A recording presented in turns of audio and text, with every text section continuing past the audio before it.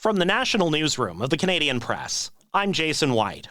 Former Bank of Canada Governor Mark Carney is in the running for the top job in the country. I'm back home in Edmonton to declare my candidacy for Leader of the Liberal Party and Prime Minister of Canada.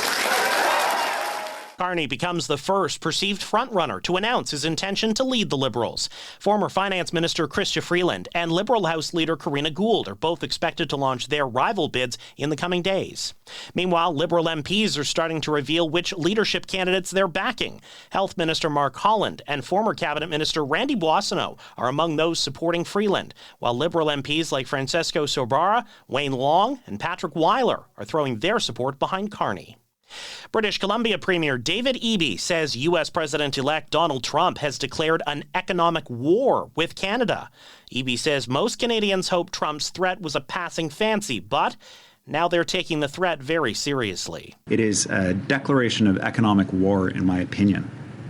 And in wartime, people need to come together and support each other. Eby and Finance Minister Brenda Bailey released costings suggesting the tariffs and a similar response from Canada would cumulatively cost BC $69 billion in lost GDP over the 4 years of the Trump presidency. Freedom Convoy organizer Pat King's sentencing hearing has begun, but the judge says the decision is still weeks away. King was found guilty in November on 5 counts, including mischief and disobeying a court order. He was one of the most prominent leaders in the convoy as it gridlocked downtown Ottawa in 2022 in protest of public health restrictions, COVID-19 vaccine mandates, and the federal government. Quebec says immigration has helped fuel record population growth in many of the province's regions.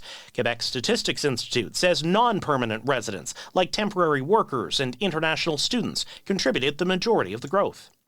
Former New York Mayor Rudy Giuliani has settled with 2 former Georgia election workers. He'll get to keep his homes and personal belongings. In exchange, the women will get compensation and a promise for Giuliani to never defame them again. The women won a defamation judgment against Giuliani's lies about the 2020 election that led to death threats and made them fear for their lives. Hollywood is marking a major passing of a visionary filmmaker. David Lynch has passed away. Whether it was Twin Peaks or Mulholland Drive or Blue Velvet, there's a good chance you've encountered at least one David Lynch project in your life. Lynch got his start in filmmaking with 1977's Eraserhead, followed up by the award-winning The Elephant Man. In a statement, his family says there's a big hole in the world now that he's no longer with us, but as he would say, keep your eye on the donut and not on the hole. Mike Dubusky, ABC News. This is the Canadian Press. In sports, the Toronto Maple Leafs have placed center John Tavares on injured reserve with a lower body issue. The 34-year-old fell awkwardly in practice yesterday. Tonight's NHL action will see the Leafs looking to end a 3-game losing streak as they host former Toronto coach Sheldon Keefe and the New Jersey Devils. Elsewhere, the Winnipeg Jets are home to the Seattle Kraken. Ottawa welcomes Washington tonight. Calgary visits St. Louis. Montreal is at Dallas.